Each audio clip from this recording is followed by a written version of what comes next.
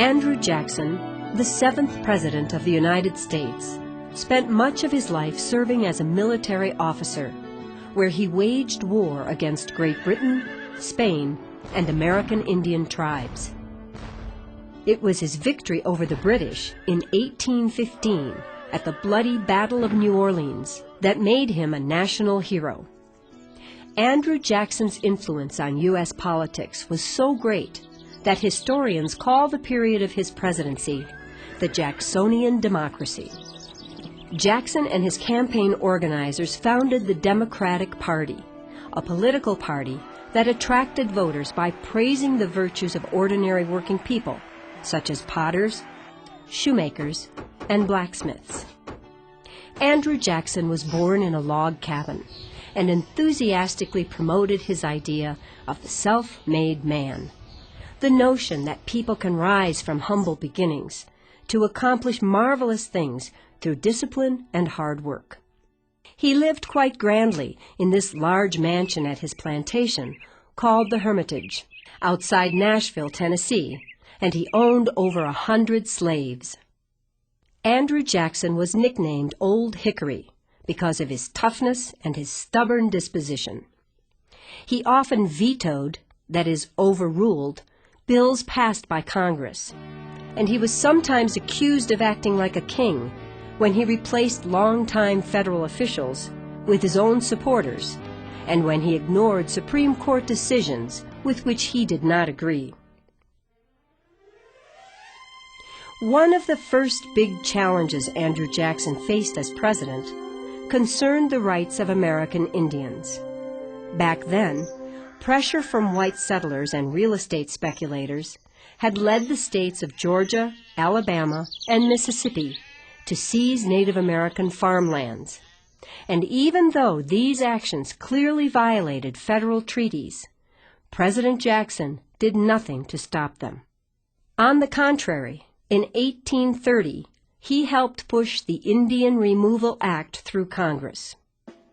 The Indian Removal Act required 5 eastern tribes, the Cherokee, the Creek, the Chickasaw, the Choctaw, and the Seminole, to abandon their farms and move far to the west to what was called the Indian Territory, which is now in the state of Oklahoma.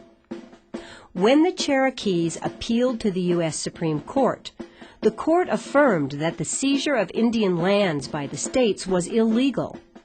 Nevertheless, the tribes were forced off their lands anyway. All the tribes suffered enormously due to the Indian Removal Act, but for the Cherokees, things were especially bad.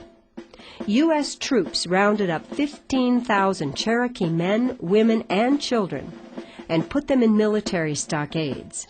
Then, under armed guard, the Cherokees were marched off to the Indian Territory, a distance of some 1,200 miles, or 2,000 kilometers. This event has come to be called the Trail of Tears, because when it was over, 4,000 Cherokees had died of starvation and disease. Ironically, White Path, the Cherokee warrior chief buried here on the Trail of Tears, was once awarded a medal for helping Andrew Jackson during a dangerous battle. The era of the Jacksonian Democracy was a time of great technological development in the United States. The year Andrew Jackson was elected, 1828, was the year the Baltimore and Ohio Railroad Company was founded. After that, steam-powered railroads rapidly replaced horse-drawn carriages and canal boats as a means of transportation in America. Then, in 1831, the old method of harvesting grain with a scythe was made obsolete by Cyrus McCormick's invention called the mechanical reaper, a machine that could harvest grain crops at a very rapid rate. A few years after the reaper was invented, Hiram and John Pitts patented a combine machine for grain farmers. This invention combined harvesting and threshing, which is the process of beating the grain to separate the edible kernels from the inedible stalks and husks. Back then, threshing was occasionally accomplished by running horses over stalks of grain placed on the threshing floor of a barn. And today, the processes of harvesting and threshing are still combined in modern farm machines like the one seen here. A few years after the combine was patented, a man named John Deere invented a wonderful steel plow that could cleanly cut through the heavy soil of the American prairies. Taken all together, the new plows, combines, and reapers enormously sped up the agricultural revolution that had begun in Europe the century before. The new machines made it a lot easier and faster to farm big plots of land, and as a result, helped to greatly increase the world's supply of food. Two other extremely important inventions were also developed at the time Andrew Jackson was president. One was the telegraph, a forerunner of the telephone. It was the first device to use wires and electricity to send messages over long distances. The other invention, which was perfected in France in 1837, was photography, an ingenious process that used light to create an exact image of a subject on a chemically treated metal sheet. These first photographs were called daguerreotypes, after their inventor, Louis Daguerre. In 1832, the year after the new mechanical reaper was invented, Andrew Jackson was re-elected to a second term in the White House. That year, Jackson vetoed a bill that allowed the privately owned Bank of the United States to operate as America's leading financial institution. A year later, he ordered that all the money belonging to the federal government be deposited elsewhere. Jackson's veto was designed to punish the rich and powerful individuals associated with the bank and to destroy the control they maintained over the Treasury of the United States. The year Jackson was re-elected, his former vice president, John C. Calhoun, was in South Carolina in the state legislature working for the passage of the Ordinance for Nullification. This was a controversial new law which nullified, that is overturned, the federal tariff or tax on imported goods. But this state law was illegal under the U.S. Constitution. Nevertheless, South Carolina's angry politicians threatened to secede or break away from the United States if the federal government tried to collect the tax. To put a halt to the rebellion in South Carolina, known as the Nullification Crisis, Jackson nearly sent in troops. But in the end, Congressman Henry Clay of Kentucky helped work out a compromise that lowered the tariff. As a result, war was avoided and the Union of States was maintained. The nullification crisis that nearly broke apart the United States was actually more about states' rights than it was about paying taxes. This was a theory quite popular among the powerful owners of big southern slave plantations, people who feared that the federal government was about to outlaw slavery without their approval. Under the strong states' rights system they favored, a state would be able to overturn a federal law, such as a law that banned slavery, if the state believed the law was unconstitutional. However, the U.S. Supreme Court did not agree with their interpretation of the law. Money was behind much of the debate over states' rights, because plantation owners were worried they would lose some of their wealth if they had to start paying their workers.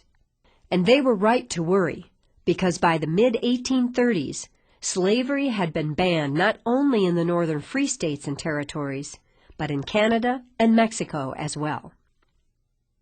There had always been a strong sentiment against slavery in the northern states, partly because that was where all the abolitionists lived. Abolitionists were people who actively worked to abolish or get rid of slavery. The most famous abolitionist of Jackson's time was William Lloyd Garrison of Massachusetts, who founded the very influential American Anti-Slavery Society in 1833. As the abolitionist movement gained strength in the northern United States, the issue of slavery contributed to a rebellion that was brewing far to the south in Texas. At that time, Texas was still part of Mexico, but American immigrants living in the region had come to outnumber the native-born Mexicans. Many of the 25,000 to 30,000 Americans who had immigrated to Texas after Mexican independence from Spain came from slave states such as Tennessee and Missouri. They had created small farms, but a lot of them hoped to establish large slave plantations like those they had known in the United States. However, in Mexico, slavery had recently been declared illegal. Mexico had also refused to let any more Americans immigrate to Texas. Furthermore, back then, Mexico was controlled by a dictator named General Antonio López de Santa Anna, who had overthrown the government and abolished the Constitution of Mexico. The American immigrants were angered at Santa Anna's actions, but they also wanted the bans on slavery and immigration lifted. By the end of 1835, the Texans had captured the city of San Antonio and had even formed their own government. General Santa Anna decided to put a halt to the rebellion in Texas and assembled a force of 5,000 troops to march on San Antonio. The arrival of the Mexican force surprised the Texans, and they rapidly withdrew behind the walls of the old Spanish mission of San Antonio de Valero, known locally as the Alamo. And it was here that a small group of men decided to fight to the bitter end. Mexican forces laid siege to the Alamo and trapped the defenders inside. And while this was happening, a group of influential Texans issued a Declaration of Independence from Mexico. A few days later, a vicious battle erupted. Mexican forces captured the Alamo and killed almost everyone inside. But even though the Texans lost the Battle of the Alamo, their struggle gave leader Sam Houston the time he needed to gather enough forces to defeat Santa Anna's army a short time later. As a result, an independent nation called the Republic of Texas was born. While Texas gained its independence, the United States held elections, and voters chose Jackson's vice president, Martin Van Buren, to be their new leader. Also that year, just to the northeast of the new Republic of Texas, a 25th state called Arkansas joined the Union as a slave state. 9 years later, the same year that Andrew Jackson died, Texas gave up its independence and was admitted to the Union as a slave state as well.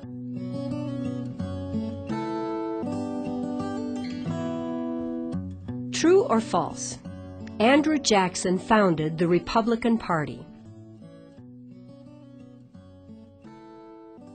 True or false? The abolitionists wished to get rid of laws that banned slavery. True or false? The Trail of Tears resulted from the Indian Removal Act. True or false? McCormick's mechanical reaper was designed for harvesting cotton.